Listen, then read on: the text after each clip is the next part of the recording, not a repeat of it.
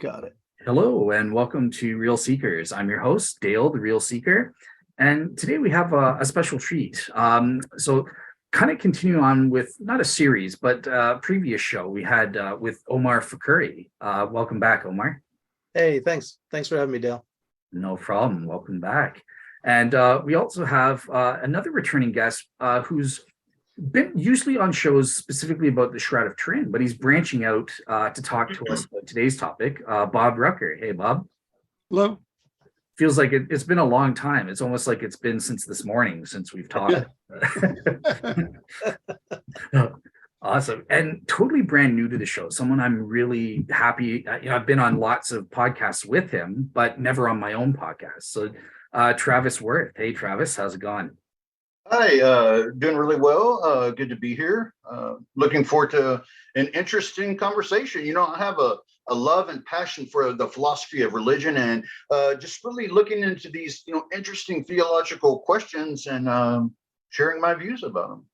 Yeah, I saw your excellent presentation. I'm sorry, in the chat, I was joking about milk and pizza and stuff, but you and Dan were doing a presentation on the metaphysics of the God hypothesis versus atheism. I thought you guys did great. So, yeah.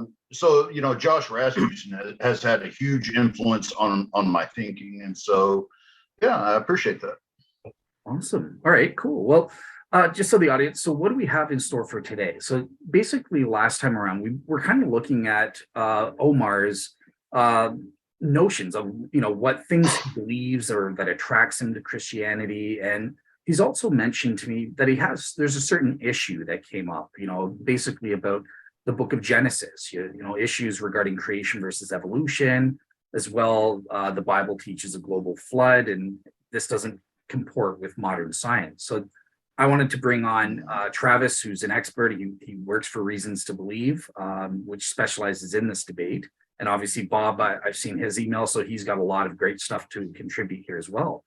But first thing I want to do is turn it over to you, Omar, to maybe give kind of for the benefit of our guests who might not know you, just give kind of a brief introduction as to who you are and where you're coming from. So yeah. Okay. Let's see. So I think I can say in about a minute. Like I said in the previous show, I come from a Muslim background. When I went to college, I got demuslimized and became an atheist. College professors did a good job of that. Then I got interested in Eastern mysticism. I think that's pretty common in your early 20s. And from there, I got interested in Hinduism by way of the Hare Krishnas, who I made a long explanation on the last one. It's a cult, but it's not a cult. It actually has a long-standing tradition that's well respected in India behind it. And it's just the manifestation in America that's very kind of cultish. I was very interested in the ontology, the epistemology, the philosophy behind it. And then later, after about 10 years, I started feeling like the mythology or the mythos, the mythology, of course, you didn't consider it as mythology at the time, took it literally, wasn't matching up with reality. And it looked to me like a graft between a prior mythology and a developing philosophical system where they matched it up. And they did a good job of matching it up, but I just didn't feel like the whole thing worked for me at that point. So I kind of became an agnostic, atheist by turns, and over the past several years have been rethinking my positions. I believe in supernatural or things that we can't explain. I hate that term, but I don't have one better. I mean, paranormal's no better, but so I think there is definitely a layer to the universe much bigger than we are. And I found I'd never really studied or looked into Christianity before. And actually reading the Bible and looking at Christianity, I think I saw, and this is my opinion, where Christian theology had made its way to India.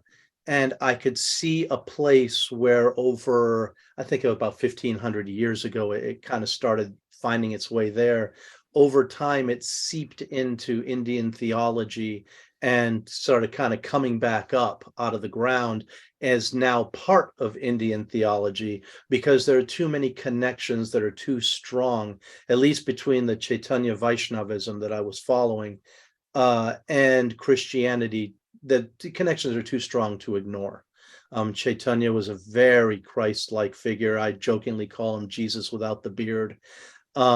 He's considered to be an incarnation of God himself, coming to earth as his own greatest disciple or devotee to teach the world how to surrender to God with their whole heart and give their life to God. And the philosophy is based around love, which is a very Christ Pauline sort of thing. And the more I look at it, the more I see the influence of Christianity, where it kind of got mixed with prior Hindu theology, because they were very strong theologians and philosophers.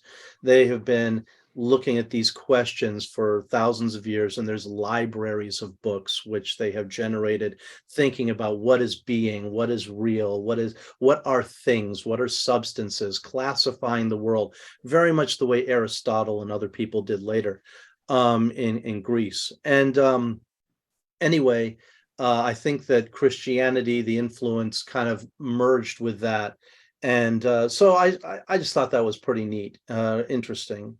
Anyway, and then I wound up contacting you, and we talked a little bit from there. But my questions, the issue I have is, and it's not an issue in a bad way, but the Old Testament appears to me, from what I've read of it, I haven't read the whole thing, but from what I've read, especially Genesis, to be a collection of the thinking at the time. You know, at the Bronze Age, some one or ones got the prevailing wisdom of the day and said, we need to preserve this. And they put it together in a book. Like, I can see the transition from Genesis 1 to Genesis 2 looks like a couple of different creation accounts that were compiled in this compendium together. And so that they would have something to hand down, something that was formalized. And, you know, if we accept it as some kind of mythology or mytho-history, you know, I think that's really cool. It's a beautiful account. I just don't see it comporting with science in a really tight relationship. And when people try to kind of, there's a struggle. There's a struggle going on. There are people who want to pull it one way and say, reject science and just take it literally as it is. People who say, reject all these stories, they're nonsense. They just look at science. And there's people trying to kind of weave these together and make it all fit together and make sense. And I see that struggle going on all over the place, and intellectually, when people talk about this and look at it. And anyway, that's where I am. Awesome. All right, cool. And I want to turn it to Bob. Obviously, for Travis's benefit, he might not be familiar. So, do you want to just kind of quickly introduce us as to who you are, and then give us a little bit about where you're coming from on the specific debate about Genesis and that sort of thing? Oh, you're muted. You're muted. Yeah. You're back now. Oh, yeah, I can hear him. Okay, am I okay? Yeah, you're good. Yes, my name's Bob Rucker, and live in Richland, Washington, and earned a bachelor's and master's degree in nuclear engineering from the University of Michigan, worked in the nuclear industry for 38 years, became a Christian when I was about 12 or 13 years old, led a Bible study at work at General Atomics for about 18 years, taught at a church adult class for about 15 years, going through the Bible in various ways. And about 2013, I started applying my expertise in running nuclear analysis, computer calculations, and doing statistical analysis of measurement data to solve the carbon dating problem for the Shroud of Turin. And I've written 33 papers on the Shroud that are on my website, shroudresearch.net, shroudresearch.net. And if you go over to the, I think it's the third page, the research page, I list my papers in reverse order. Paper number 33 is on the carbon dating of the Shroud. I've written about 13 or 14 papers on it, trying to explain the carbon dating of the Shroud to the layman. And so that's my best effort. And I have run nuclear analysis computer calculations over about a 6-month period in 2014 in order to gather the data to solve the carbon dating problem for the Shroud of Turin. Regarding Genesis, I think it's an historical account. I think it's extremely ancient. It was written in actually not even Hebrew. I think that the language goes back prior to Hebrew, so that it's been translated into Hebrew and then into English. And so both of those translations in different cultures and different times make it difficult to understand. But I think it is understandable if you understand the perspective that's being taken.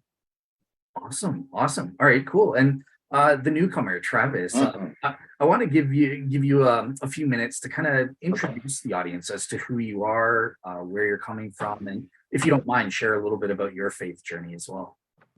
Yeah, sounds good. So I'm Travis. I grew up secular, atheist, but not so much like really a practicing atheist so much as I was until I became a Christian about 5 years ago. And prior to that, I had no idea where the discussion was. Like, I wouldn't have known what Calvinism was, what strong atheism, weak atheism, and all this stuff. Like, I had no idea about any of this.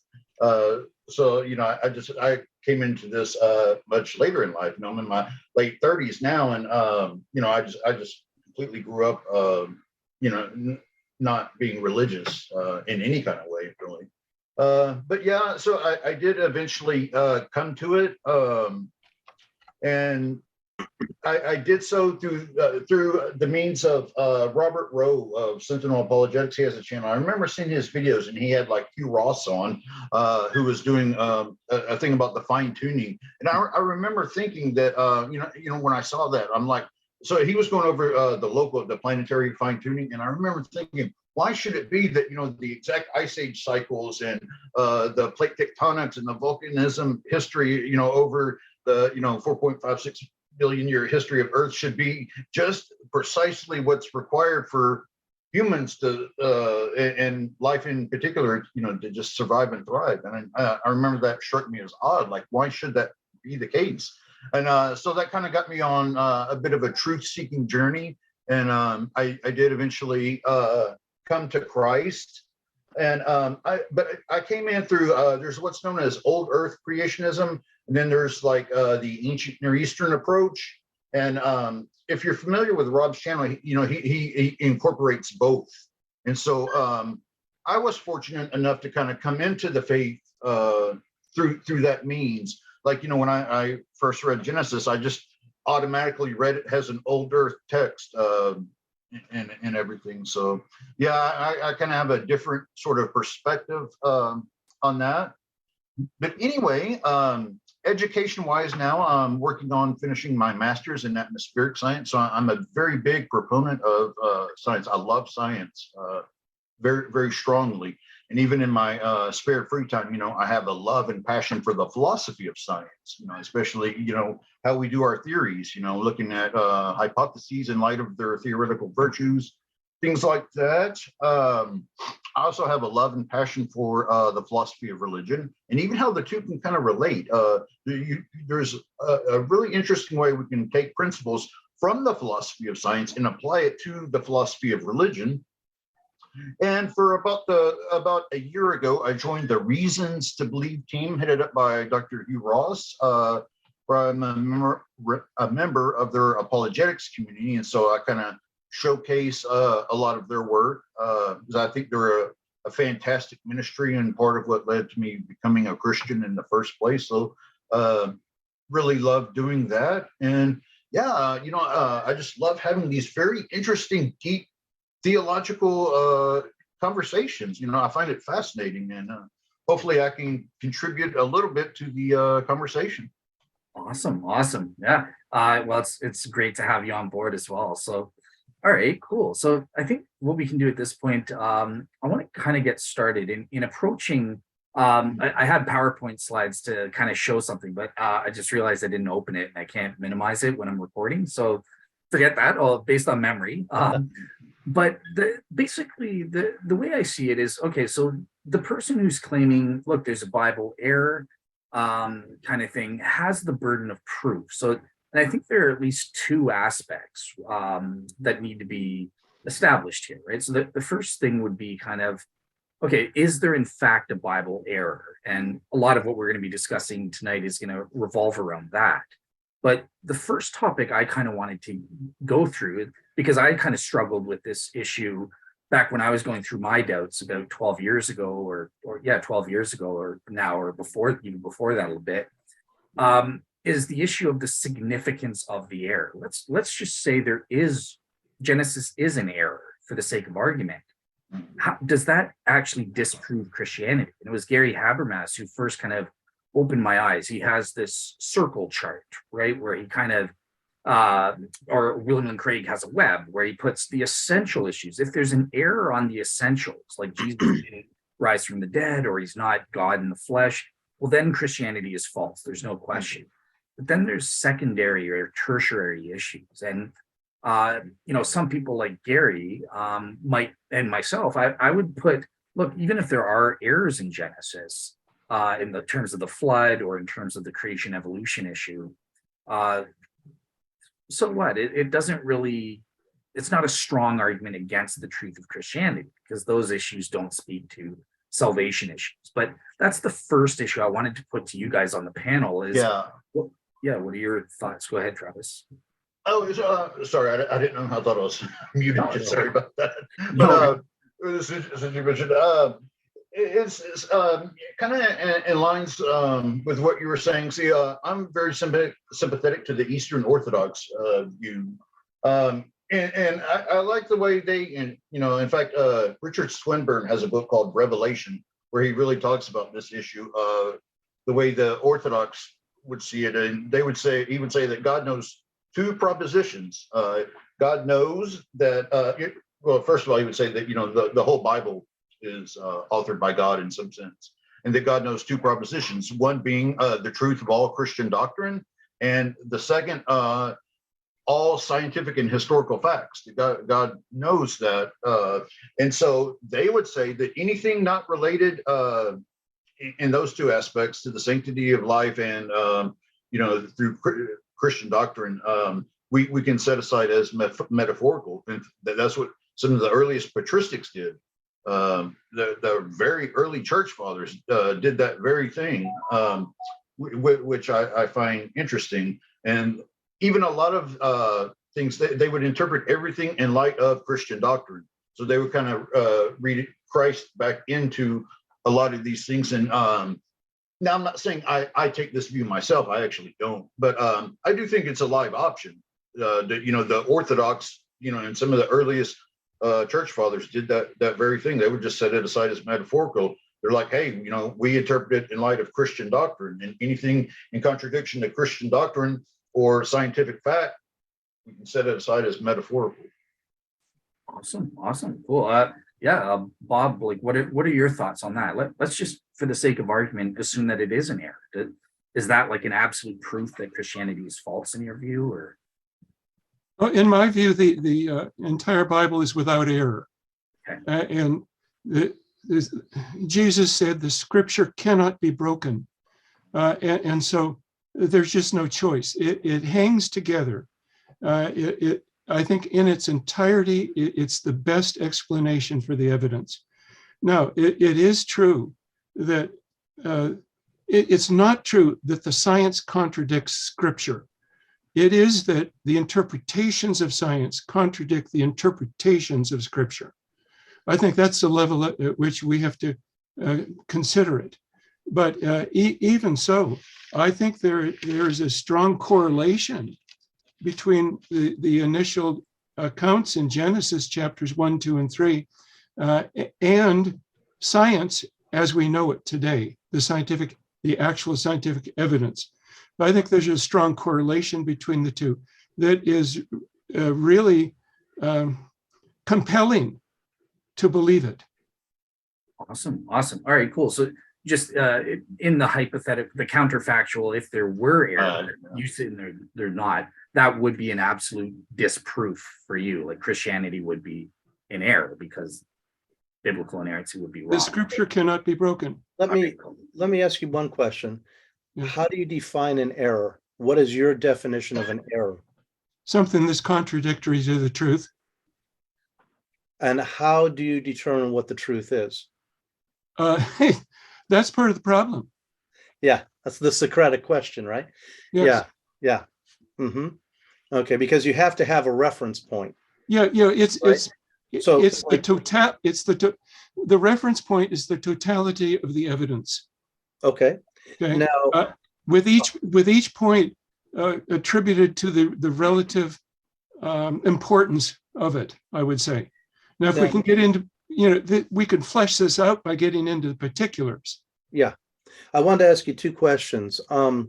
One is, what previous language do you think the Old Testament was written in? And two, what culture would that have been part of? Yes. Now, I sent to Dale, I think it was about 2 or 3 pages of a previous item that I sent to a friend just to resolve some of his questions. Mhm. This was in an email that I sent out about 6 months ago. And Dale, maybe you could make that available to them as to the perspective that I'm taking on Genesis 1 and 2. Well, Robert, just real quick. So like for myself, some of the Eastern Orthodox and some of the early church fathers, I was going off that hypothetical. Now, there is a way that, when I kind of get into my view, I'll share too, that there is an interesting way we can actually apply the scientific method to the phenomena being described. And there's a way that it's completely accurate, or at the very, a more modest claim, maybe not in contradiction to the scientific record. So, but just to be clear, I was just going off the hypothetical that, hey, let's just say it is wrong. What then? Yeah. All right, cool. Yeah. And Omar, just before we move on to this, so this is great. We've got different perspectives, but obviously for you, I'm interested in you. Okay, again, the same question. Let's just say it is an error kind of thing. Mhm. And we're going to get into next. Yeah, but is it? And obviously Christians are going to be saying, no, it's not. But if it is an error, is that deal done for you? Or do you think? I don't know. Here's the thing. Error is a really fuzzy word, right? Because I mean, in math, error is very clear. Your answer is a 5 or a 6, right? It doesn't matter. You're either in error or you're not. But in something like this, which is literature, I mean, Genesis is what, a couple of pages, the first 2 chapters. It's not a lot of data, right? So a lot has been compressed into a very small space. Now, the question is, how much interpretation, this is where I come down to, how much interpretation are you going to do to make it comport with what science currently says? How many layers of interpretation and extrapolation and interpolation do you need to do? And at what point does it become, what? This is a mythology, this is a story, it's beautifully put together and beautifully said, but when you really let's look at the first verse of Genesis. In the beginning, God created the heavens and the earth. That's our thesis statement, right? This is what we're going to talk about, how the heavens were created and how the earth was created. The earth was without form and void. Okay, now what is the earth? Is that this ball? Is that this rock? I believe the early Jews believed there was an earthly plane or an earthly realm, is the way they're thinking about it. Okay, without form and void, and darkness was across the face of the deep. Well, what was the deep? That's answered in the next line. And the Spirit of God was hovering over the face of the waters. They believed that there was this cosmic ocean. It was dark, it had no form, it was water. That's the way they thought of it. And then God brings in a firmament, which is the sky, the atmosphere as we understand it, and separates water above and water below. And then you have an ocean realm where land rises up. And up in the heavens, right? Where do you go when you die? You go up there. But we really don't go up there, do we? Now we know it's not an up there, because up there is just the outer darkness. So, and planets and stars. But they looked up at the sky and they thought that was the heavens, that blue that you see up there is the floor of heaven, and that there's water between the floor of heaven and you, and that the floor of heaven lets rain come down to the earth. That's where the flood came from. The windows were open. So they literally believe there's water up there, water down here. Now we know that's not true, right? They didn't know. It's not that they were dumb. Ancients were just as smart as we are. They had the same kind of IQs. They had polymaths, but they didn't have the accumulated knowledge and experimental data that we have now. That's the only difference. But so this is their best explanation that they could come up with, but it doesn't comport with reality right from the first verse. All right, cool, awesome. So, okay, so this is going to be the last just kind of question by me to go and get everyone's take on. And then after that, I'm going to let each of you give your full case on Genesis, starting with Omar and what his issues are specifically. And then I'll put it up into an informal discussion, and you guys, I'll get out of the way and let you guys discuss amongst yourselves. But the last question that I do want to get your takes on, because this is the view that I hold, and I know that both Travis and Bob won't hold to this, but I take the view of William Lane Craig. I've kind of been convinced that the issue of the genre of Genesis chapter 1 verses 11 is important to deciding, is there in fact an error? What does the Bible actually say? And I've been convinced that it is the mytho-history genre, because there's at least two elements that convince me that there are symbolic or mythical aspects. So number one, that's the talking snake in the garden. I think that's symbolic of Satan deceiving Eve or something like that. So I believe in the fall, that's a historical event and everything, but I don't think that there was a literal talking snake. I think that's the mytho part, that's symbolic. Same deal with the cherubim after the fall. And so in the first place with the snake, it's because if you just read Genesis, it's talking about a beast of the field and ascribing properties to him that we know snakes just don't have. So this is why I think it's probably a symbolic part. And with the cherubim, if you think about it, they were sculpted images of the cherubim on the Ark of the Covenant in the Holy of Holies. But this is strictly forbidden. You can't have any images of a creature either in heaven or on earth in the context of worship.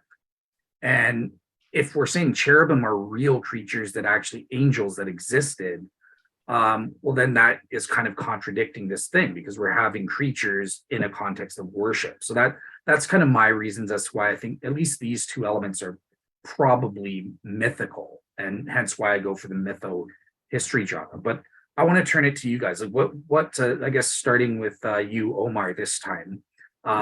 What's your take on someone who might use the genre of the text, the mytho-history? Sure, and that's fine. I guess it depends then on where, and everyone's going to draw the line differently on where they draw the line between myth and history. If and actually the talking snake is less troubling for me than it is for you, because I think that if you have a very powerful being, let's say Satan is a real being, and he has this earth-shattering power, he could certainly assume the shape of something or use it as a vessel to project himself through. But personally, I just don't believe that Adam and Eve and the story of the garden is probably the most brilliant construction I've ever seen to explain the nature of humanity. I think that that's what it's about. I don't believe there really was an Adam and an Eve and a snake and a literal garden, but I think that is a brilliant way of describing what's wrong with people. What is wrong with us? What is the conflict inside us? Because I was looking at it again today, and I said, now wait a minute. They ate of the tree of good and evil, right? And then they became sinful and corrupted. So what is the tree of knowledge, right? It's the knowledge between good and evil which is also right and wrong. Well, God told them, don't eat from this tree, right? But they're not sinful yet. So when they have done it, when they did the act, they didn't have knowledge yet of right and wrong. So how could they be held culpable for it? Just like a baby, if a baby takes a $10,000 Ming vase and knocks it off a table, the baby's not culpable.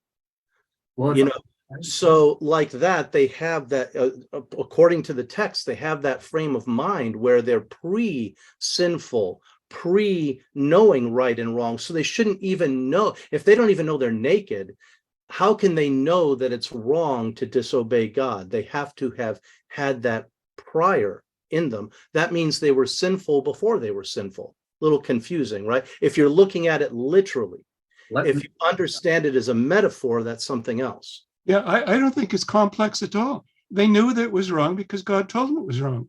They say God said, But they don't do didn't it. have the knowledge of right and wrong yet because they hadn't eaten from the tree that told them what's good and evil. And good and evil are defined as obeying God or disobeying God, right? Yeah, but God told them not to do it. They did it anyway. Let me kind of step in before I go to Bob for his take on here, but just to kind of answer you, Omar. So one thing I should have made clear, because I highlighted the mythical part, history. So the history is important.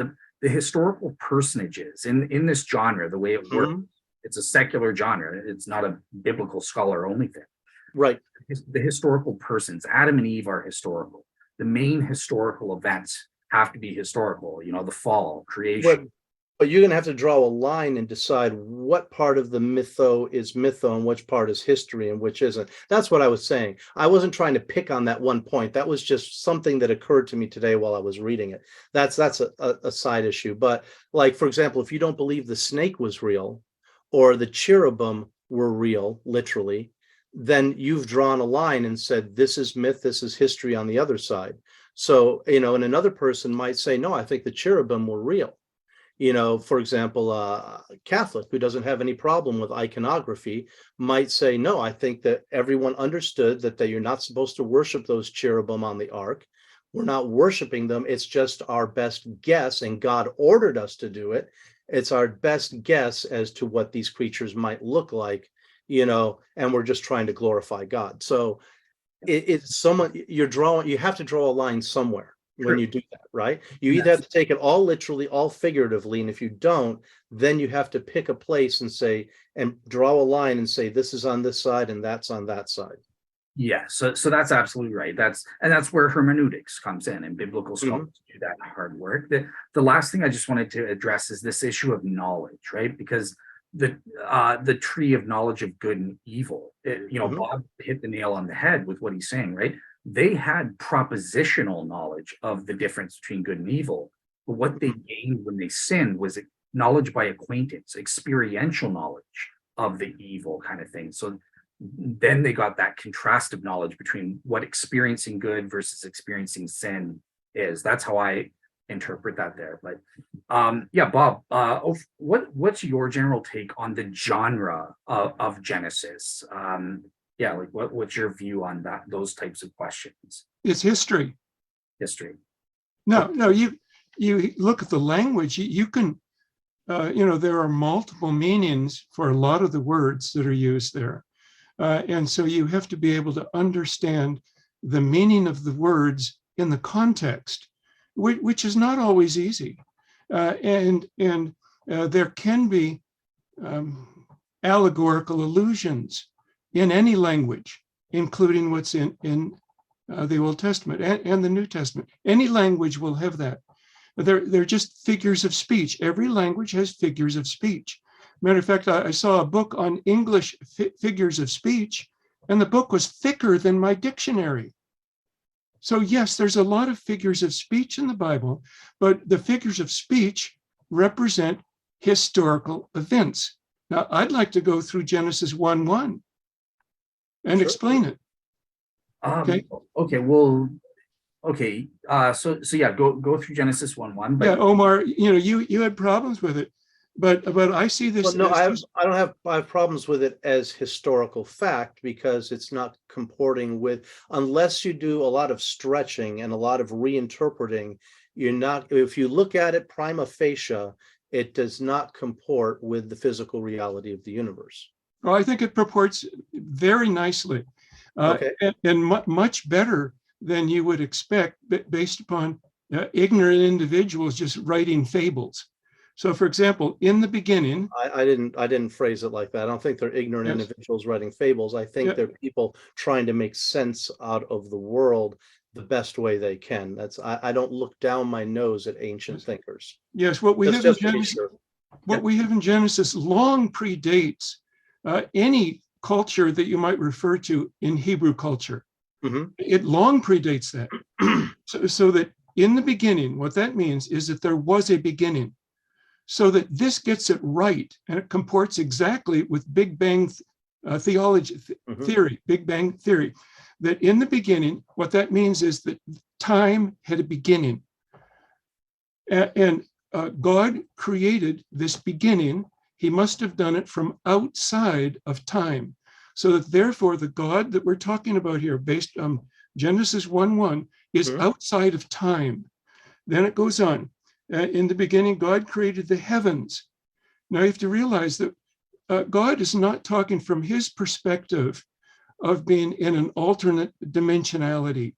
He's not talking about his position from the throne of heaven. He's basically talking to Adam and Eve in terms that Adam and Eve can understand. So Adam and Eve, their reference point is the surface of the earth. So that's where what he's talking to them about. In the beginning, God created the heavens. Now, the heavens are everything that's up from the surface of the earth.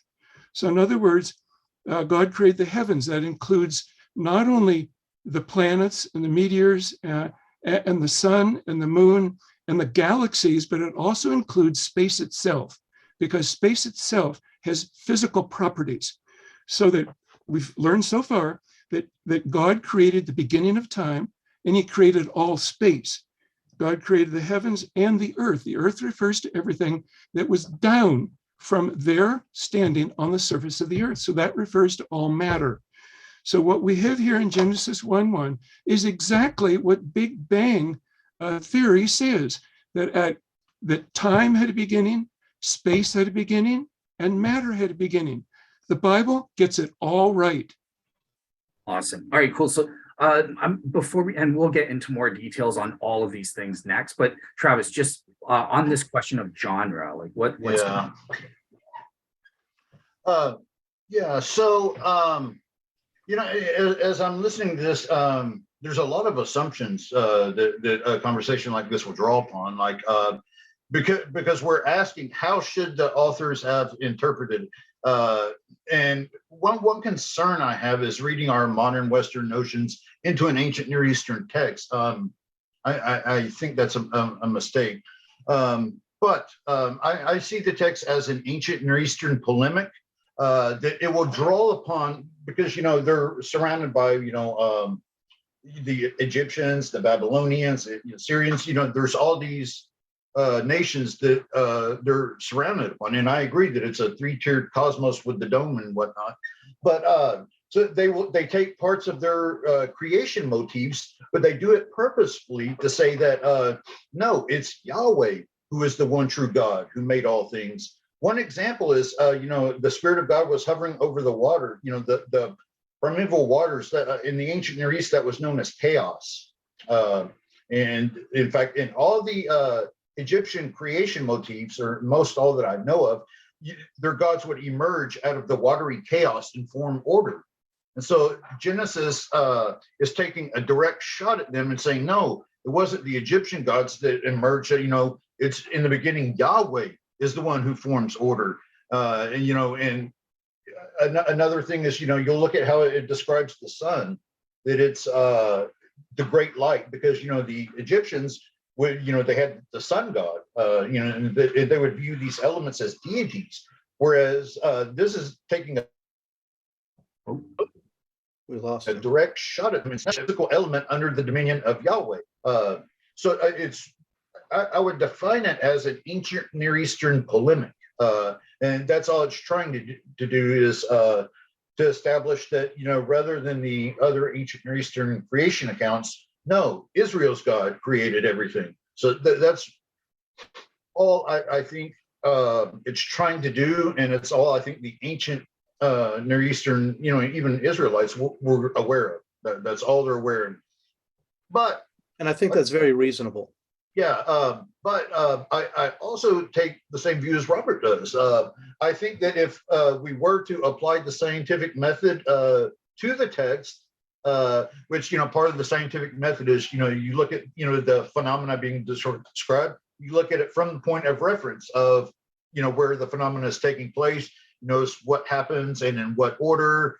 And if we define Yom as a long but finite period of time, and instead of God separating the water from the water, it's really interesting that in the chronological order, it's also about that time in the primordial Earth history where goes the formation of a stable water cycle, where the dry ground comes up via plate tectonics.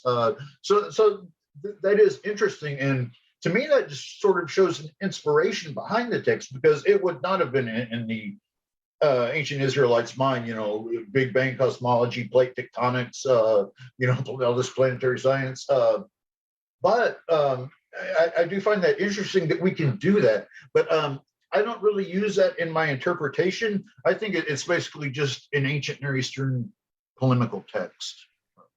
All right, awesome. All right, cool. So now I'm going to get to the part that everyone's kind of waiting for, right? So for the first thing I'll do is I'll let you guys each give an opening case as to how you interpret the Genesis creation, fall, and the flood, and what for Omar, like what the issues might be, and then I'll open it up for like a informal discussion between you guys. So this time I'll start with Bob, because I started with Travis first time, then Omar. So Bob, how do you read Genesis then? What do you think is the proper interpretation for these narratives? It's a straightforward historical account. These events actually happened. Adam and Eve were real individuals. Everyone alive today are descended from Adam and Eve. The day that's referred to in Genesis 1 and 2, the word day in English can have three meanings. It can refer to a 24-hour day. It can refer to the 12 hours of daylight, or in rare occasions, it can refer to an indefinite period of time. For example, when I say, in my father's day, he did such and such.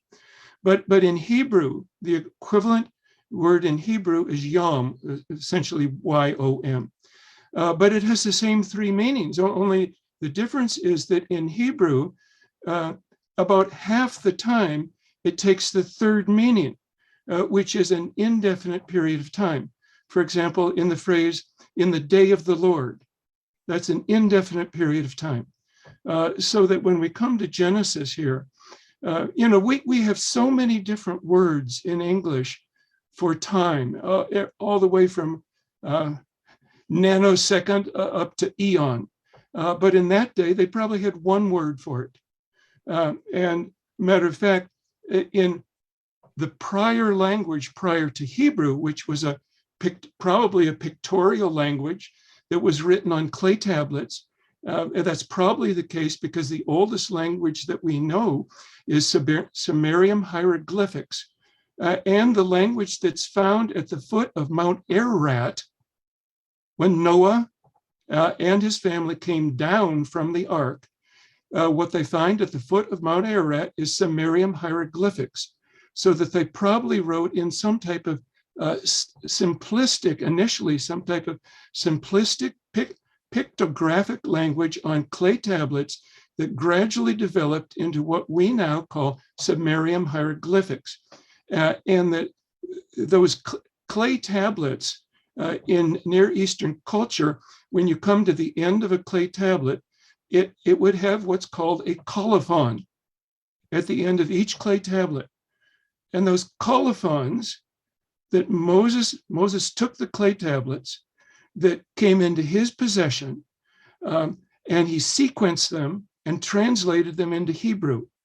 And at the end of each, when you come to the end of each clay tablet, he would translate that colophon into the Bible. And so we have 6 or 8 different colophons.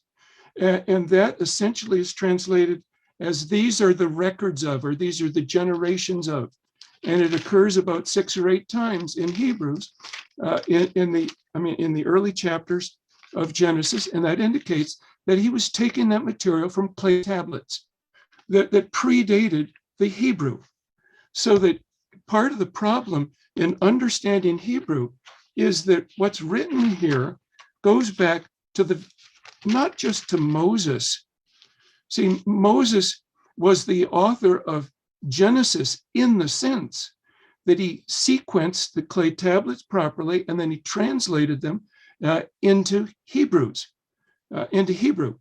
And so that's my perspective on all this, so that everything is a straightforward history with allowance for figures of speech. Awesome. All right, cool. Travis, do you want to kind of give your take then? Like, how do you go through the creation, fall, and the flood accounts? What's your sort of... Okay.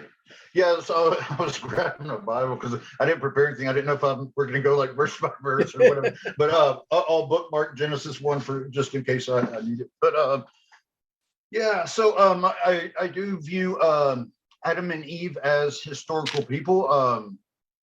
A lot of I'm going to agree a lot with Robert here because I do hold to reasons to believe we're kind of known for the day age view, but there's different ways we can kind of lay out the day age view. For example, I don't take the strong kind of Hugh-Rossian view that it's all science. So I side when it comes to Adam and Eve. I side a lot with Dr. Joshua Swamidass here with the genealogical Adam and Eve. I'm aware of William Lane Craig's view, with the mytho-history. I don't have a problem with that, but that's not the way I would view it.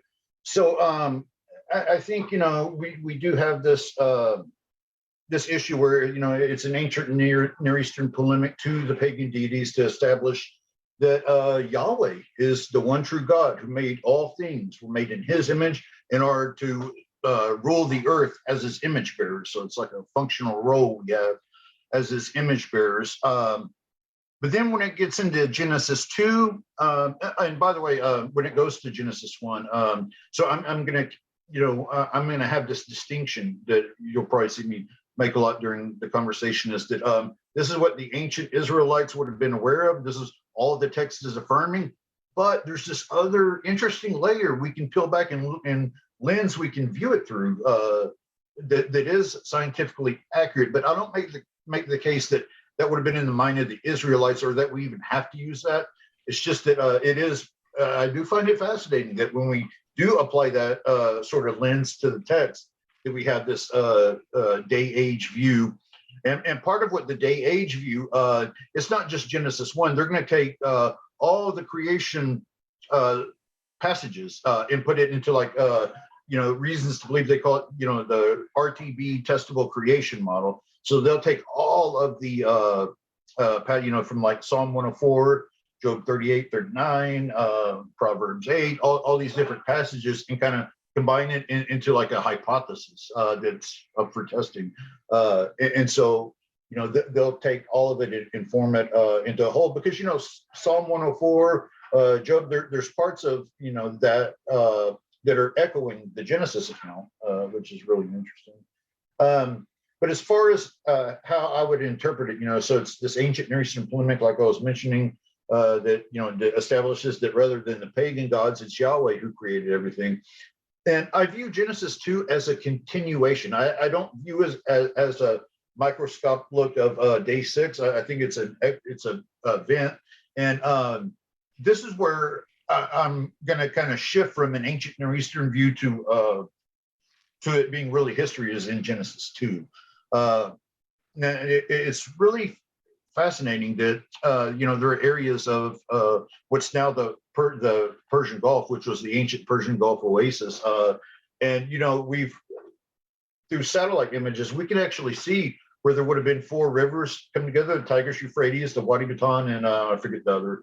river that would have come through, and it was also a land that had underground springs. It would have been, which is really interesting. So there are these interesting data points here, and it would have been where the flood is too. But I know I'm jumping all over the place. But so yeah, I view Genesis 2 as real history. I think Adam and Eve were an ancient couple, anywhere from 15 to 70,000 years ago in the ancient Persian Gulf oasis, that were all genealogically related to, not genetically, but genealogically. I think that's how scripture does, is it's so and so beget so and so beget so and so. But we're all genealogically related to Adam and Eve. And I do view it as historical. There was a real fall from which we were expunged. And with the flood, I view that as a regional flood, that it's not the entire planet Earth. And that wouldn't have been in the mind of the ancients. And I even make the case that through the text can be interpreted as a local / regional flood. But I know I'll probably really need to flesh out what I'm getting at, because if you haven't heard my view before, it might sound strange, just prima facie. No, great. It's awesome. All right, cool. So lastly but not least, Omar, I want you to kind of give what is your take on how to read the Genesis text, and maybe point out where specific problems come in for you, and then you guys can discuss it. Well, okay, so let's break it into three large categories. We'll talk about creation, talk about Adam and Eve, and talk about the flood. So I'll break it into three things. I think that, for example, the view that you gave, Bob, is really nice. The way you looked at the first Genesis 1. The thing is that you would probably, and this is my guess, if you had lived 3,000 years ago, you would never have come to all those conclusions, right? That this is interpretation that we're laying on top of the text. It's not literally what the text is saying. It's not saying God lives in an alternate dimension. That's an interpretation. When it's talking about the beginning, we don't know that it's talking about the Big Bang. That's an interpretation. So these are layers that we're laying on top of it and saying, okay, well, this fits with this fits with this fits with that. And then when it doesn't fit, like the discussion of the waters and the heavens and the water below and the water above, then we're calling it metaphor. So, and I'm not trying to criticize the text. I'm just saying it's not a scientific account, or its account doesn't match scientifically, and it doesn't necessarily have to, because what you have to look at is the purpose of the text. Like what Travis is saying, why are we hearing this story? What is the purpose? It didn't just appear in space. It has a message. It's trying to tell us something. And I like his point that this is to establish the supremacy of the Judean God, to show people, hey, look, there's the waters of chaos, and you have this God and that God arising from it. And I know there's other verses in the Bible where it talks about Yahweh subduing those gods. And it's trying to make an ontological point that there's a world, there's a God, and that God created living beings and the things in the world, put them in it. And I don't think we have to try to force it to match what modern science says, because in another 1,000 years, our models may be very different than they are right now. And then people would be going and taking those models and saying, oh, see how it fits with Genesis. It's just, I don't know that it's necessary to do that kind of fitting. So talking about Adam and Eve, I imagine at least 2 or 3 of you, all of you, don't accept common descent of life on Earth from a common genetic ancestor. I think do. that there's you do. Okay. Yeah, I hold to biological structuralism, which is a theory of evolution. I can get into that. Okay, cool. I do believe in that. I believe that there's a very strong case for it. I know that, of course, initially Darwin made his case based on anatomical similarities. Deeper than that, we can look at the cellular level, and we can understand that mitochondria was another life form that was consumed by a primitive eukaryote to perform functions inside its cell. Mitochondria has its own DNA. It has its own, it's a unique life that became grafted in with current life. And it was such a great combination, such a winning team, that it basically proliferated and took over all life on the planet eventually. We look at genetic code. We share a good, well, I think it's 22% of our genetic code with yeast and 98.5% with chimps. And you can say, well, it's just evidence of a common creator, common design. You say, for example, when Ford builds a line of cars, they can take the Capri and modify it and make it into a Mustang. That's good sense. That's good design. The problem is that the defects also carried over. Inside our DNA, we have chains of genetic information that replicate themselves by moving around to different places on the chromosomes over time historically. And when they replicate, sometimes they have replication errors. And we share replication errors with yeast. So you have to explain why not just God started copying the code over and over. You have to explain why he copied the errors too in non-functional code. So, or code that doesn't appear to have a function. I mean, the evidence mounts up that there is common descent. It's really hard to get around, and if you try to get around it, then you're going to have to do a whole lot of wrangling. So that's about common descent. Like I said, Adam and Eve, I think, are a great depiction of humanity, of our frailty, and of our inherent imperfections and our struggle between our lower nature and our better nature. And I think it's a brilliant analogy of that. But I don't, so far we don't have literal proof of that. Now, I've heard Joshua Swamidas's argument about the genealogical versus the genetic. And okay, so let's just say that there's a genealogical Adam and Eve, but we have a whole lot of other ancestors concurrent with them and predating them. So why should they poison the whole pool? If we have other ancestors and other people concurrent with them. And then that is not, commensurate with the description in the Bible that God set out a particular area, plopped these two people in there and said, I'm very happy with this. This is man, this is woman. And everything came from that. Now, again, we're talking about layers of interpretation. Well, okay, so we're genealogically related. Well, we're related through, mitochondrial Eve or Y chromosome Adam. And even though they were hundreds of thousands of years apart, we're going to kind of ignore that and ascribe this. And then the wrangling comes and the cattle roping and trying to pull everything together and make it fit, because we have a predetermination that this must be inerrant and perfectly right, and I'm going to make it work. So I don't think it needs that. I think it can speak for itself. It can teach us what we need to know, and we don't have to try to wrangle it. There's a statement in Genesis that God had not made it rain, and that's why the small bushes and things like wheat didn't exist, because there was no man to tend them. Well, we know that these things pre-existed humanity and farming and civilization, and humans just learned to cultivate them, and there certainly was rain. If there wasn't rain, then we wouldn't have all of the flora and fauna and the life that's described in the text. But it says, no, they were all fed through a mist on the ground.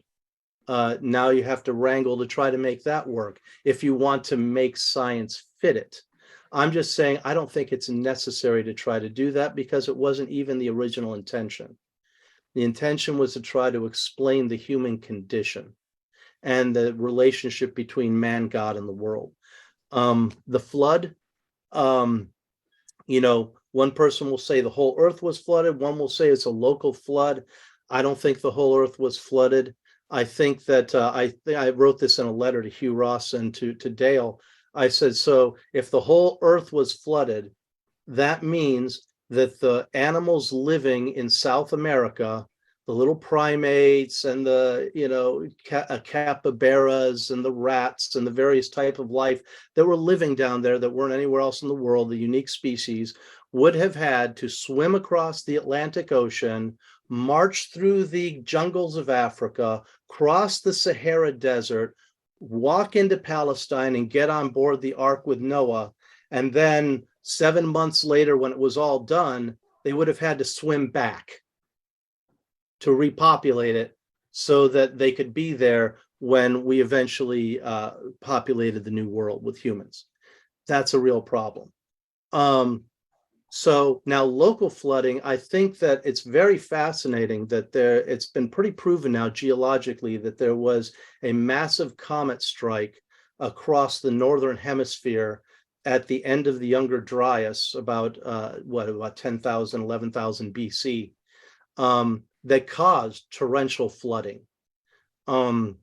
It flooded the North American plains. That's why we find these giant boulders that have tumbled from practically from Canada down to the Midwest.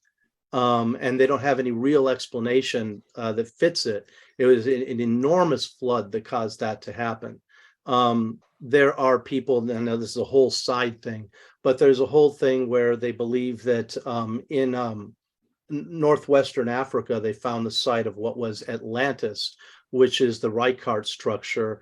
And when you look at it on Google Earth, you can see where the Atlantic Ocean still now swept across North Africa and wiped out whatever was in that area of land. So was there a massive flood? It seems like we have scientific evidence for it. I don't think it covered the whole world, but I think that possibly the flood account that we have is a handed down retelling of those events, of that event some 10,000 years ago or 12,000 years ago. Yeah, those are my three things. I just throw them out. I hate to interrupt, but No, I'm done. I'm done for now. You wrote a letter to Hugh Ross. He actually holds to the local regional. He doesn't hold the like animals. Yeah, we weren't really discussing that. We were talking about Providence and something else, and I made it as a side point. We were discussing the shroud and the teeth and stuff, and I was making a side point, but I just threw that in there in the conversation. Awesome. All right, cool. So what I want to do at this point, I want to open it up. All three of you guys I know are been great guests and stuff and respectful. So I'll trust you guys to kind of have an informal discussion about some of the issues that Omar had and what your take is on some of those things together. And yeah, I'll leave it to you guys. Yeah. Just raise your hand if someone's talking like a long time and you want to raise your hand or something, and you guys can be mutually respectful. So at this point I'll butt out and let you guys go to it. Yeah, all right. So I was just thinking that there are a lot of instances where I agree with what you're saying, Omar, and also where I agree with what Robert's saying. I think the only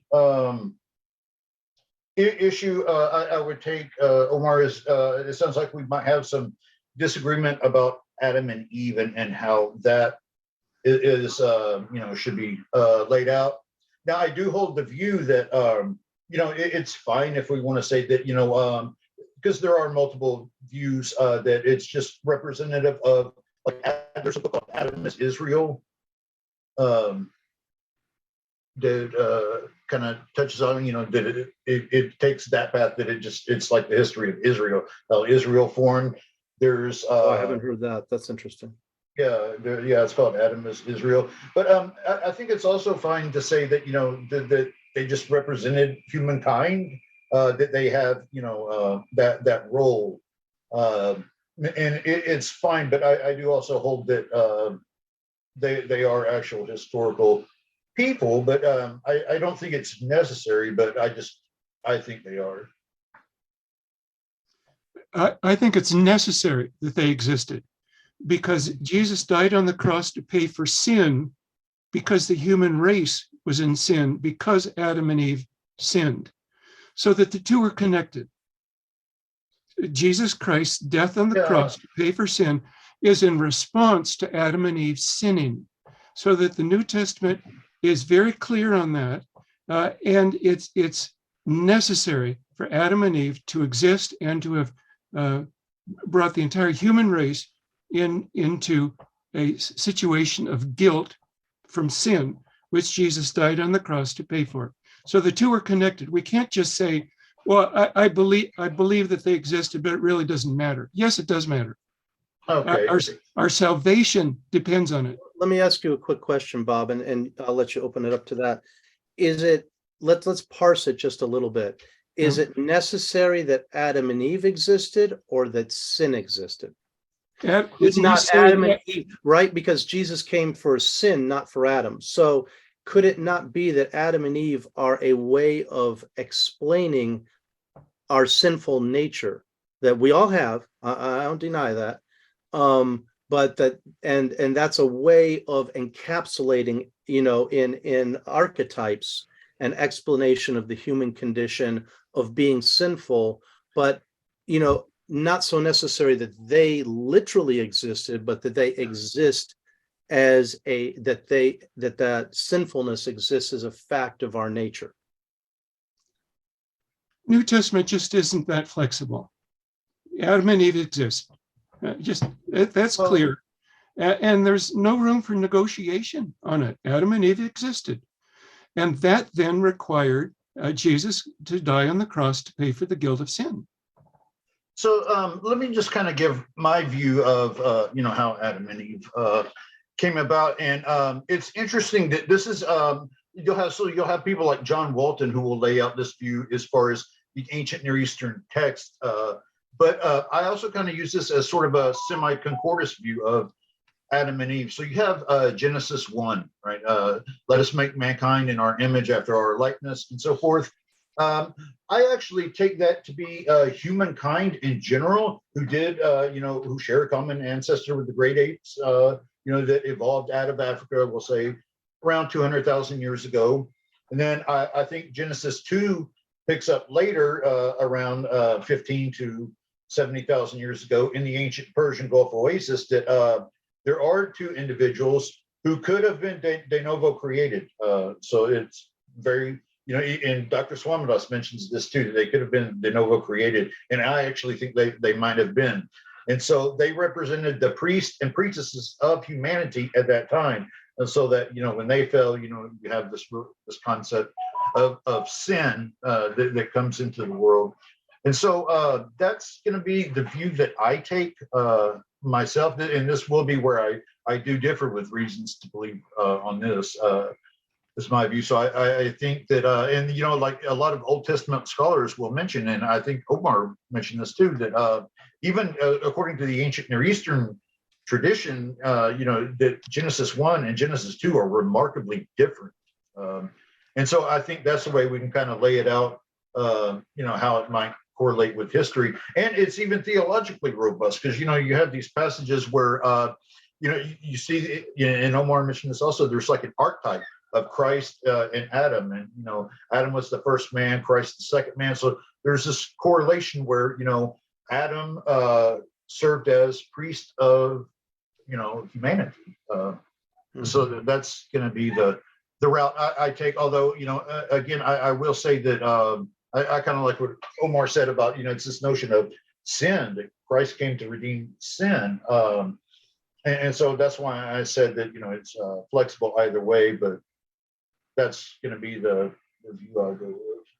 Yeah, because Bob, I'll ask you if Adam and Eve did exist, just as the biblical account is stating it in that manner, how do you explain the genetic and biological evidence that humans evolved from lesser life? Well, let's not use lesser, other life forms on Earth, and that all life on Earth descended from a common source. I think that view is wrong. I think But how there do you is explain the actual evidence? the actual evidence The is genetic evidence. the evidence for mutations, Mhm. random mutations causing one type of creature to evolve into another type of creature.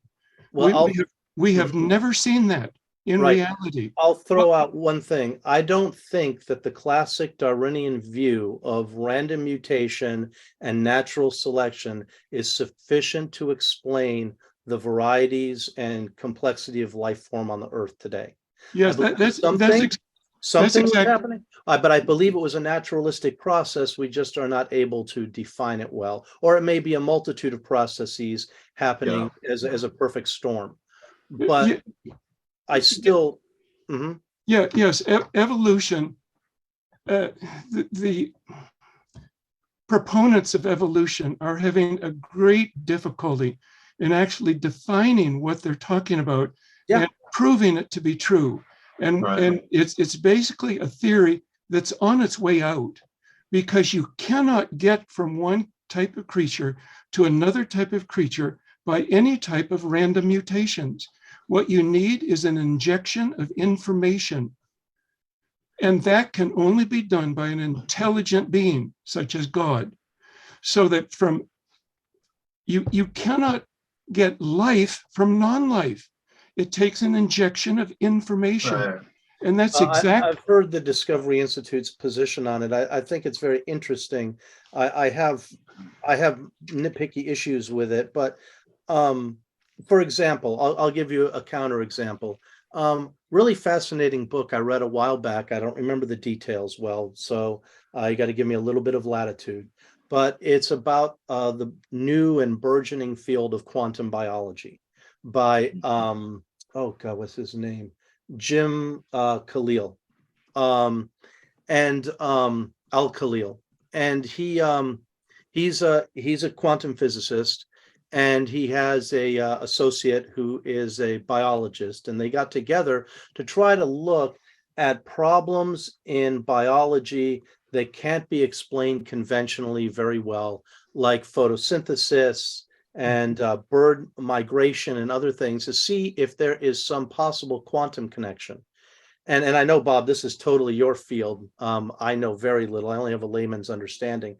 But there's one particular bacterium, I believe it was E. coli, that has two forms. It has an aerobic and an anaerobic form. And the difference in this E. coli is genetically comes down to a single hydrogen bond in its genetic code. And it's a single point difference. And they find that when they take they take the anaerobic bacteria and subject it to an aerobic environment, they start dying off. And then as they're just about to dwindle out, they resurge as aerobic. And then they can keep flipping this over and over and over again by changing the environment. And his supposition is that due to quantum superpositional states, the DNA is somehow at that point, at that mutation point, selecting the state that's most adaptive for it. And it flips every time they do this. The numbers are impossible to replicate by random mutation. It has to be directed somehow. And he believes that it's a quantum process that's directing this, a superposition. And he believes that that you can explain photosynthesis and the incredible efficiency, like 98, 99% efficiency in energy transfer in photosynthesis, which is basically impossible, is because this little electron or the little photon, if from the receptor of the plant to long-term storage, is hopping through a series in a chain of positions by taking a superposition of states and selecting the one that's most efficient every time. And that's how you're having an impingement of the quantum world on the chemical world, on the gross world. And I think it's possible, my view is that if there is a creator, which I think there's a high probability that there is, I don't think all of this just came from nothing. That's ridiculous. There has to be some entity or force that has created all of this. That my belief is more like the watchmaker belief, that if God is omniscient and all powerful, he can construct a system that works without him having to jump in every 2,000 years and make a big change. So that perhaps something like some unexplained effects at the quantum level that are just part of the fabric of reality are what are directing evolutionary change and creating these variety of species. All right. Yeah.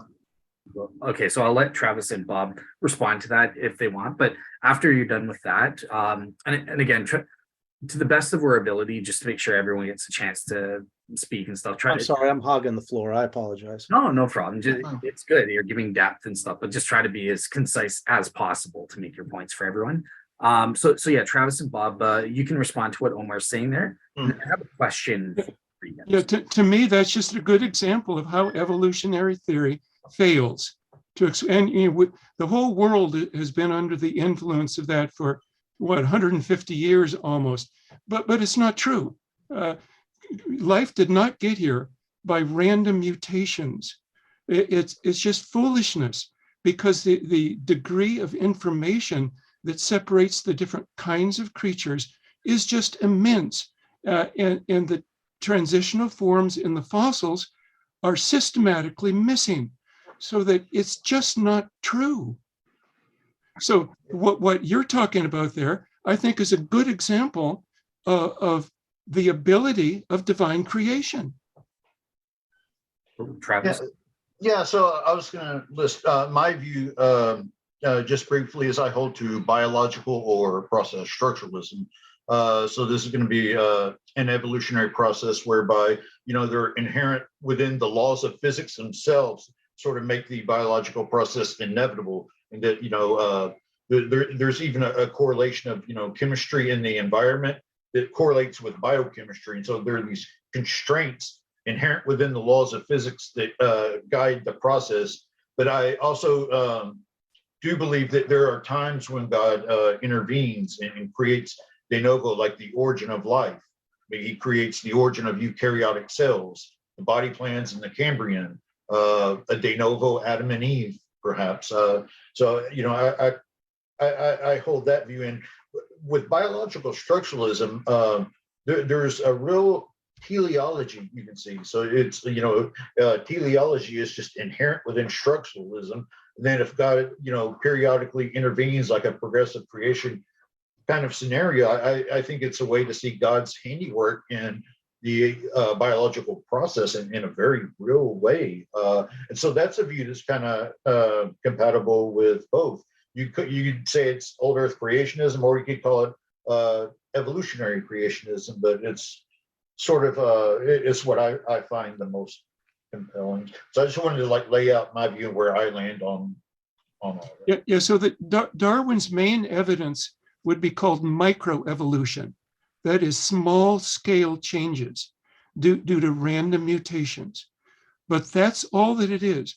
And so he then took microevolution and extrapolated the process to be macroevolution without evidence.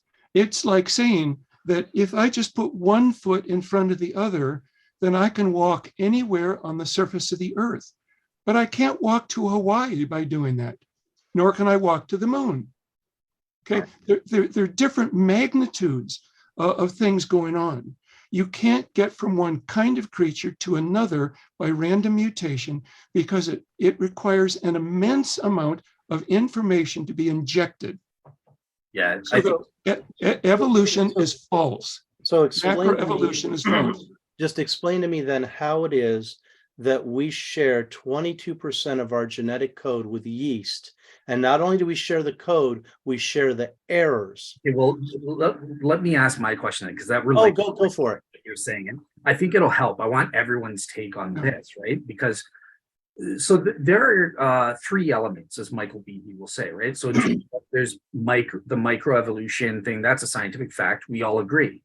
And then there's the macroevolution. Believe it or not, we all agree that the mechanisms are inadequate in and of themselves. But where I think the debate comes in between some of the people here is this common ancestry thesis or common descent thesis. And I want to put it to you guys. So obviously the major counter from even Dr. Fuzz Rana and stuff like that, with some of these genetic similarities or things like that, Yeah, okay. it's the common design thesis as a Right. better explanation. So I want you guys to kind of contrast, like, why should we prefer the common ancestry versus common design thesis? Right. So I'm saying the problem with the common design is not only do we have common design elements or elements that could be called design, we have common errors. And it's like, for example, if you have a biblical text and you've got a text that's 2,000 years old and it says, "Let there be light." Then 1,000 years later, you have a text that said, "There should be light." And then a couple hundred years later, you have 5,000 texts that all say there should be light. We know that those come from errors, a source point error that occurred 1,000 years after the original text, right? This is how we find the errors. We trace them backwards and see where the source comes from. And we know right where it happened, right? Because we have the older text that says A and the later text that says B, then this other pool of texts that say B, we know that that came from that text. So we also have errors in our genetic code that we share with the most primitive life forms on the planet. So how do we account for that? I would first of all question your ability to determine whether there's a genetic error or not. And I'd like to find out how that's done precisely to determine what is an error. So this is the way Francis Collins explains it in his book, and he gives it a simple explanation. He's writing for the layman, not for a geneticist. And after this, I'm sure he could answer it for you. But the idea is that you have a chunk of genetic code that is a mathematical sequence that you can see. Once you start with one, you can predict what follows. And that code has replicated itself on different chromosomes. And you find that code with a very clear difference in another place, and it doesn't code for any particular protein. So that tells you that code replicated to that spot, but in the replication, it made a replication error, and now it no longer codes for a protein that its ancestor did code for. So you know that that's the error. So, and for example, I was reading about an interesting, or watching about an interesting one recently called HGAP,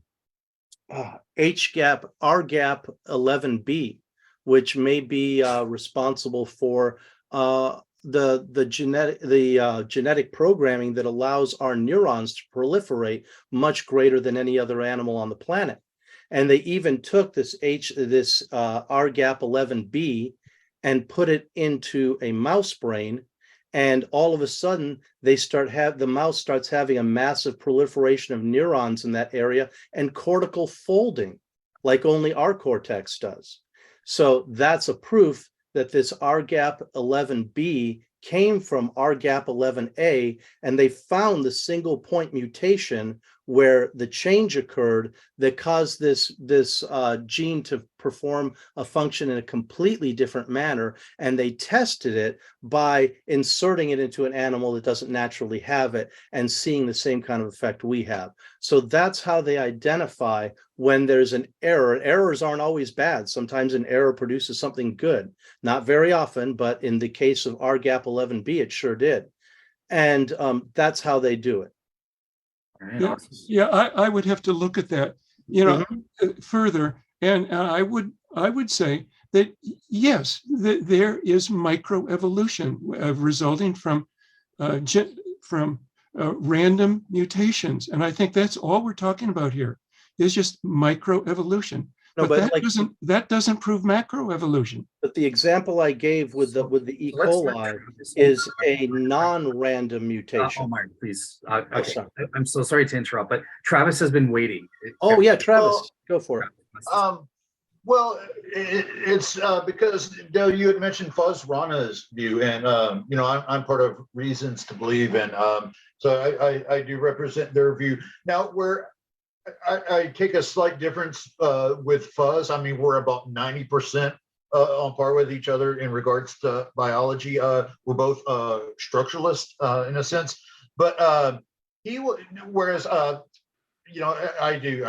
I think there is a common design or common ancestor. Sorry, but for the common design part, so he would take a structuralist view, and he would say something like, there are these, junk DNA, but it's still we're finding all these different uses that the junk DNA it turns out to have use. So it's not. Oh yeah, it's useless not in- all junk. No, I just So- gave an example of one that's not junk, which is the Right. gap 11b, right? So, Yeah. but it is a point mutation that you can identify its As- original source and then the mutation later. Yeah, because he would kind of say, as far as structural, there's like common forms and archetypes, like the appendage, with like the dolphin spin, the bat's wing, and all of that. So now I do side with common ancestry, but there is a way, that somebody like Fuzz Rana would say that, via this structuralist scenario, you can look at it as still being common design because it'll equip one organism to do this function, and then as it's considered junk DNA, but it has other useful purposes. So it's kind of a way of looking at design. Yeah, but I mean, like dolphins, they actually have carpal bones and tarsal bones, not tarsal, Right. but they have carpal bones and metacarpals in their fin, Right. right? Why? What does it need those for? It didn't need it except for when its ancestor walked on land. It doesn't need carpal Right. bones. We do.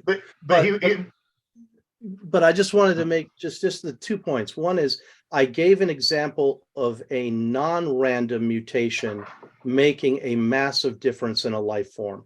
But why is it non-random? Because they can replicate that process with the E. coli over and over and over, and they can flip it from aerobic to anaerobic, back and forth and back and forth. And there's just, by random mutation, there would never be, the colony would die out. You don't have enough permutations to have it happen every single time that it just happens to spontaneously flip to the hydrogen bond change that's needed to make it aerobic versus anaerobic and go back and forth. And the other is I still haven't heard an explanation for why we have these, whether it's junk DNA or functional DNA, it is a replication change in common with primordial life forms. The simple explanation is that we have a common designer. Well, I already said that this is a design error. Maybe it's. I would say that remains to be seen. I would question that. Check with Francis Collins because I know he can answer that for you. Okay, it would be like General Motors wants to design a 2023 Corvette. Right. And so what they do is they take all the drawings and all the materials and all the specifications for a 2022 Corvette. They then inject information into the design and they produce it in the factory so that the new Corvette is based on the design of the old Corvette. Now that can happen by God coming in and injecting information in so that every living organism can descend from a previous organism by the injection of information. Okay, so you're not against common descent then? Not in that sense. I'm against common descent if you're saying that it's due to random mutation, because that's insufficient. I already said random mutation I don't think is sufficient to explain it. I don't know that it's necessary for God to do it, but the mechanism aside, you're not against the idea that all life on Earth started from a primordial eukaryotic cell. I think we're all on the same page that life goes from the simple to the complex over billions of years via a designed process. Now, it might be, some of us might see God more directly involved, and some would see it in like secondary causation, but I think we're roughly on the same page. Yeah, so that in Genesis 1:2, it says, and the earth was formless and void, and darkness was over the surface of the deep, and the Spirit of God was moving over the surface of the waters. What was he doing? He was bringing life from non-life. He was bringing life from non-life by injecting information into the materials. There's no experiment that has ever brought life from non-life. That you do the probability, there has not been enough time in the history of the universe. If you filled the entire universe with a soup of whatever your choice is, there has not been enough time to get one replicating cell from non-life. It had to be by God injecting information into the process. You know what's fascinating, Robert, is the only other time that language of hovering is used, it's in Deuteronomy, and has to do with a mother eagle hovering over her eggs. So, it could very well be, the case that God is, if we look at it, so this is where I'll put on my soft concordist hat, and we can look at it as God is hovering, the frame of reference is hovering over, the primordial ocean waters, and he's salting it with, microorganisms with life. Because, and when we look at it scientifically, our Earth is what, 4.56 billion years old, and we have life 3.8 billion years, at 3.8 billion. And some can even push it back to 4.1, depending on what you want to do with the late heavy bombardment period. So it's fascinating that as soon as life was could even possibly be here, we have life. So I think the origin of life is something where I do see God's direct involvement in. But to be fair, though, some other theistic evolutionists would even, there are different varieties of evolutionary creation. Some would say that God does sort of get the create life, and then that evolution takes it from there. I hold the view that God created, exactly like you were saying, that he's hovering over the water and he's salting the early ocean waters with microbial life. And I think he also steps in with eukaryotic cells, with the Cambrian, and just certain stages, not because he has to. So that's one thing that's really important to lay out. It's not that God has to tinker with it to get it to work. It's kind of seeing God as a divine artist, that life is inherently valuable to God. And so, it could be, even philosophically speaking, that God may have some motivation to create in a more direct, personal way because of the value of life. So that's just mine.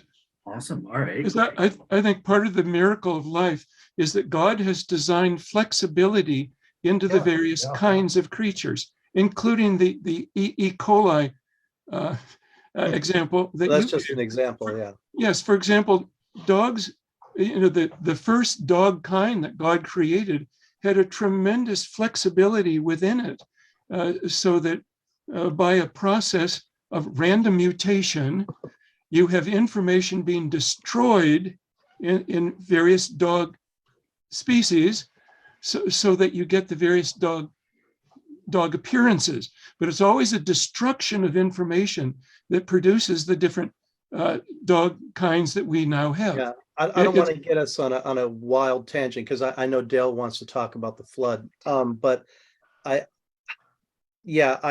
I'd like to talk with Stephen Myers sometime, if I ever could, about information, because I think that in a lot of ways, what we're calling information is an interpretation. It's an interpretational layer. I mean, for example, I know that there's little pit marks on a CD, small and big, and they have, of course, it's kind of a straw man argument, because we know that a human being designed the thing, but you have these pit marks and everything, and they code for music if they're read back in the right way and decoded. And you say, oh, well, this is information. Well, when you look at our genetic information, I think it's interpretive that we're calling it information. I don't know that information as an entity is somehow enforced into the genetic code. In other words, where the genetic code codes for a protein, calling it information and talking about information as an abstracted entity, like there's time, space, energy, matter, and information, like it's a universal constant. I think that's interpretational. I don't know that we have proof that information is a thing in itself, like matter and energy are. Yeah, in physics, the physics started with the understanding that there's matter, space, and time. And then they gradually came to recognize that another very useful concept is the concept of energy. And so they've developed conservation of energy, conservation, momentum laws, etc.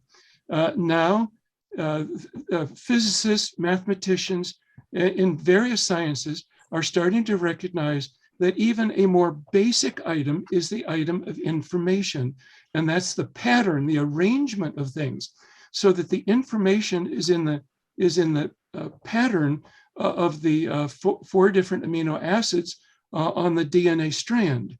And you can tell that's information because it produces something that you recognize, that is a human being. Right. So this is sort of a philosophy of science question, because what we're really asking is, at the fundamental layer, you have these things that are, performing processes that seem to be, undergird with some sort of information or a code, or, it's kind of a philosophy of science question to ask. Well, what do we mean by information? Is it that it displays mind-like property, thought or intelligent-like properties? That's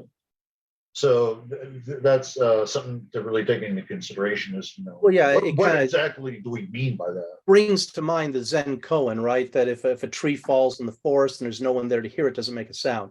If amino acids are laid out in a chain that might synthesize proteins, okay, is it information if there's no humans there to see it? So is information, the designation of it being information, an interpretation that we overlay on top of that phenomenon, and it helps us conceptualize it? For example, just really simple. If I take 3 marbles and put them close together and separate another one further away, okay, a human being will look at it and saying there's 3 and there's 1, and that adds up to 4, right? But that's an interpretation. If you were 3 miles up in the air, you wouldn't see that difference between them. It would look very minute. It would just be 4 marbles, right? So seeing the 3 grouped together and seeing the 1 grouped together and categorizing those things, but sorting and categorizing, becomes a way of overlaying an interpretation of information on them that isn't necessarily inhering in them. Right, because that's why I was saying that it involves a philosophy of science approach, because we have to look at, is it descriptive or is it prescriptive? Because then it's going to invoke things like nominalism, abstracta. So philosophically speaking, there's a lot loaded into what we mean by information. I agree. Yeah. Okay. All right. Cool. So I'm going to jump in. So I know it's getting late for people. Hopefully you guys are all good, but just one last issue are kind of the issues regarding the flood that Omar mentioned, right? Does the Bible say that there was a global flood? And I think all 3 of you guys are in agreement that there wasn't a true global flood, if I'm understanding. Yeah, Bob, you. I believe that the flood was universal and had universal effects, though it's misinterpreted, it's misunderstood, because, like Omar, what you were doing in previous discussion was that you were overlaying the biblical text with what we have today. And that's where the problem is. When you overlay it with what we have today, you then misunderstand it and you think that it's contradictory, yes, to what we have today, but it's not contradictory to as the earth existed then. How far back? There's an immense difference. How far back do you set the flood? Do you have a date or do you not have a date? There's no way to actually date it, because the genealogies in the Bible, the father-son relationships, all they are ancestor-descendant relationships. So there's no way to date the flood. You'd have to date it uh, based on science. Mhm. And, Well, that's and what I so, was trying to do. I was trying to associate it with, but it wasn't a global flood. I've heard geologists say that we're at a global flood. The forces necessary to make that much water swell over the earth in such a short period of time would have been so cataclysmic. There's no way Noah's Ark would well, ever have okay, survived. when you say that, how much water, what height of water do you need? Well, and I ask you a better question. Where's all that water coming from? Yes, I know. Well, how much water Where's are it we coming talking from in about? 40 days? Because How- you're talking about a cataclysm. You're talking about, it even says that all the mountains were covered. That means Right. Everest, the Andes, all of it was That's submerged. okay. Now you're doing the same thing again. You're taking the biblical words and you're overlaying them on what we have today. Okay. That's a good point. The Bible doesn't say that Mount Ararat or Everest existed at that point. All it says is that the water rose 30 cubits above the high hills. Okay, just enough to float the ark. That's the only thing that they know. I didn't see it say 30 cubits. I believe it's just 30 read it. cubits. I So just read it. and the high mountains are also referred to as high hills. Yeah. So that the mountains did not exist prior to the flood. The mountains that you're referring to was a product of the flood. Oh, now wait a minute. Now we know that those mountains are millions of years old. This is How do we know that? well, I mean, that's the scientific evidence that we have. Let Travis. What scientific evidence is there of that? I'm not a paleogeologist. You would have to Yes, talk to okay. them, but See, that's I bet always that the they can problem. make a very strong case. That's the problem. In our culture, we hear that all the time, and we are never told why. Okay. Okay. Travis can go after this if it's okay, because yeah, you guys. Okay, Travis. Yeah.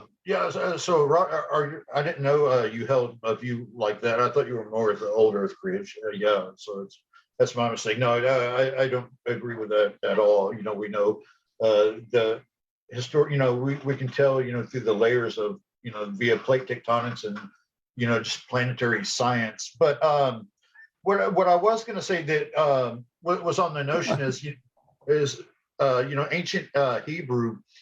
Just talking about the flood, because I'm going to take for granted that geological science is accurate. But when it comes to the biblical text, it's kind of like you mentioned, like the way they would use words. It's a very limited vocabulary. So the highest mountains could just mean the highest hills, and what they called the whole earth just meant the land that they were aware of. A good example of this is in the biblical text where it says that people came from all over the earth to buy grain from Joseph. Well, obviously, it's like you were saying, they're not coming from Alaska and Antarctica to buy grain from Joseph. It just meant the land where they were aware of. So I see it as there's two possibilities when it comes to the flood. I do hold to a regional flood, and I think it was an overspilling of the Indian Ocean in what's now the modern day Persian Gulf. But I think there's two possibilities. The text is allowing for it to be a regional flood that destroyed humankind where they were at that time. And another possibility is that they thought it was the entire earth, because for them it might as well have been, because it destroyed their civilization and For all them. that. Yeah, right. And Sure. all that they were Not aware of. necessarily aware of China or the Mayans or this or that. And again, there is hardcore scientific evidence now that there was a cataclysmic flood caused by a comet strike, all that flooded all the way down from northern Europe to it destabilized the ice sheets and caused them to flash flood all the way down from northern Europe down to Africa, and of course would cover the Tigris Euphrates and also North America. Right, and there's also the overflowing of the Indian Ocean, which is kind of where I'm inclined to think what they're referring to about was it 8 to 12,000 years ago in the ballpark? Yeah, well, the Younger Dryas was 12,000 years ago, right? Yeah. Right, 10,800 BC is the number is sticking in my head. Okay. Bob. So I think all the events that you're referring to was long after the flood. okay. Okay. All right. Cool. So yeah, I think that covers it. Is there anything about these topics that we missed that any of the three guests want to talk about, or are you guys more or less? We've had questions. Where did the water come from? Where did the water go? Those are the main two questions. The water was subterranean. That's where it came from. It was primarily subterranean, and it went into the oceans. So if you don't mind me just clarifying, when you said universal, because I've noticed that could mean global, or it could mean like universal and global humanity. So you are meaning in a kind of global sense, right, Bob? It had global pole to effects. pole. It had global effects. You mean pole to pole? I think that the flooding, the water level was primarily equatorial, based upon because the motion of the moon is in the equatorial plane. So I think the water level was primarily equatorial. But it did it not say? Oh, go ahead. Sorry. But it had universal effects. It affected every place on Earth. But doesn't it say in the description? Though probably not, there were vast areas that were not covered with water because the flooding, I think, was primarily equatorial. Okay, did it not say in the description and of course now my program won't go past Genesis 3 for some reason. Did it not say that the windows of heaven were opened and the rain came down from the heavens? Yes. That occurred after the fountains of the deep were broken up. So that, in other words, the water was underneath the continents, and this is consistent with an old Earth view. So that over millions and billions of years, the mantle was gradually rotating due to convective forces. And in such a rotation, what you have is heavy elements sinking and light elements rising, so that the water and the carbon dioxide, for example, would rise to the top, so that underneath the continents, you would end up with a layer of very high pressure water, so that was the source of the water that flooded the Earth. It was subterranean. Okay, and it's a natural result of natural convection in the Earth. Interesting. So yeah, that's kind of back in my decades ago kind of thing when I was a young Earth creationist. Walt Brown has a hydroplate theory. Not obviously you're not a young Earth creationist, so you differ, but it sounds like supercritical water or something like that. Yeah. So I would be open to an old Earth viewpoint and the various kinds of creatures being taken and injected in information to result in the next kind of creature would be consistent with divine creation. And I would take a universal flood in the sense that it had effects around the globe. It was so traumatic. That's very interesting. That kind of threw me off because you were doing like the old Earth, like Hugh Ross type view. Then when you mentioned like the flood, like forming mountains, I'm like, wait, maybe I've misunderstood. Yes. Yeah. So I've tried to take, various perspectives and try and make my own judgment as to what fits the evidence.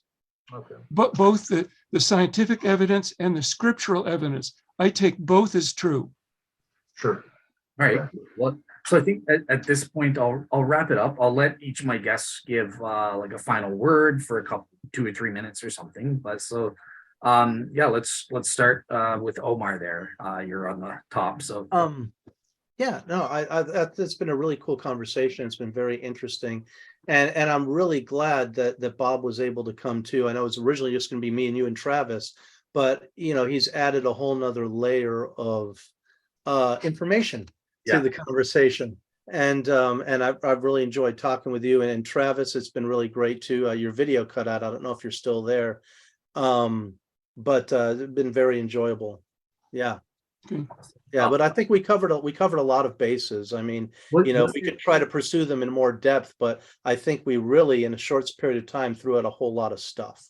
let me ask you, Omar, because obviously you are kind of the main motivation as to why I scheduled this. Was there any information that was kind of new or helpful in resolving some of your issues, or are you kind of still where you were before? I think I have to chew over it more. Bob's theory about the flood is really interesting. I would have to see, we'd have to look at first of all, did humanity exist that far back? And what the plate tectonics were like, and try to match the geological history with the human history. But I think it's entirely possible. Like I said, I put it at the Younger Dryas. I think that that's the closest point of a massive flood that we know of for sure in recent human history, relatively recent. But perhaps it was something older. If humans existed and civilization existed back that far, is questionable. But I don't think Bob either puts it out of the realm of possibility of being something a little more recent, 10, 12,000 years ago. But and Travis has really provided some really interesting stuff too. I mean, yeah, it's just stuff to look at and think about some more. So all right, cool. So Bob, we'll go to you next to give kind of your closing words here. Yes, one other item I'd like to mention here. What was that there was a very significant ice age around the globe. And how do you get an ice age? It's not by cold weather. There's plenty of cold weather in Siberia and Alaska, yet you don't have an ice age. What causes an ice age is hot water creating increased evaporation. That is anomalous, uncharacteristically hot water, so that during the catastrophic plate tectonics of the flood, there's plenty of energy, there's plenty of water to do all of this work, but the result would be the exposure of the hot mantle underneath, thus creating hot oceans, evaporation, and extremely significant snowfall on the continents, which covers the continents all summer, so that you then have increased reflection back into space, so that you can propagate it, so that the flood is the cause of the ice age. Awesome. And one thing just for you, Omar, on the blog, I can include a link to Walt Brown's entire book on the plate theory. Now, obviously, it's not going to be because he's a young Earth creationist, so he's going to have going to apply to Bob's, but at least they'll give you, like, he's got the calculations and everything about this supercritical charged water and stuff like that. Yeah, so I was going to go to Travis, but he had the audacity to ask me if he could plug his book. So we're going to skip it. Travis, of course, plug anything you want. So yeah, over to you for your final word, Travis. Yeah, so before I close out, I'll just kind of give my closing thoughts here, and maybe some advice to Omar as you kind of wrestle through these issues. I think these questions are very valuable. They're truth tracking. You're seeking for truth, and one thing I would advise is when you're kind of considering these different hypotheses to explain it is. I think for the ancient authors, it was, a polemic just to say that, no, it's not your God, it's Yahweh. And if we want to look at it through these different lenses of, well, is it also, I think that's available, but I don't think that's required. And I would look at, when it comes to like what Robert's saying, with geology and so forth, you look at we can take a cue from the philosophy of science, when we're looking at some scientific or phenomena, we want to ask, well, is this explanation simple? Would it unify independent pieces of data? Do we have to tack on these extra theoretical content to solve problems? Whereas a more parsimonious explanation will kind of go for all the data that we know of and would just simply explain it. So there's a way we kind of prioritize theories in the philosophy of science. Mhm. You want to go with what's simple, what explains the data, unifies independent pieces of data, doesn't have to tack on extra content into the explanation and so forth. So yeah, I would just recommend just take your time. It's not like there should be a rush. Just look through the different views. When it comes to Genesis, I found John Walton stuff is really good for understanding the ancient Near Eastern context, and that it's about God just sort of ordering the function of his cosmic temple. So there's a lot of temple theology that I didn't have a chance to get into too, that I think is worthy of exploration. And yeah, so I really enjoyed my time here, just chatting with you guys. This is a really interesting question and topic, one that I have given some thought to. And yeah, before I go, I just wrote a new devotional. I don't know if you can see it here. It's called The Inner Witness of the Holy Spirit. It's available on Amazon if you want to check it out. It's a devotional where I wanted to take, the idea of like religious experience and temple theology. So it's like philosophical and theological concepts. And I wanted to put it into the context of a devotional. Like, what would it mean for our devotional lives? And so, yeah, I wanted to share that with everyone, that it's available on Amazon, The Inner Witness of the Holy Spirit. Awesome. And I'll include the link in the blog so people can click on that and get it. So awesome. All right, cool. Well, yeah, I just want to say thank you guys so much for coming together and giving your perspectives. You guys were very knowledgeable, much more knowledgeable than I was. So, thankfully you guys were there for me when I needed you guys. And I learned a lot from all sides, kind of thing. So yeah, with that said, I think I can go ahead and end it just for the audience. So next week, I think what I'll be posting up is I'm going to be, actually in 2 days, so on Friday, I'm going to be on the Faith Unaltered podcast with Dr. Tim Stratton, kind of reviewing his case for Molinism and the free thinking argument. So they're continuing on with that series, and they want me to be included to ask some stupid questions and stuff like that. But I'll try my best to ask questions. So yeah, with that said, have a great week, and thanks for being here. Cool. Thanks. Thank you.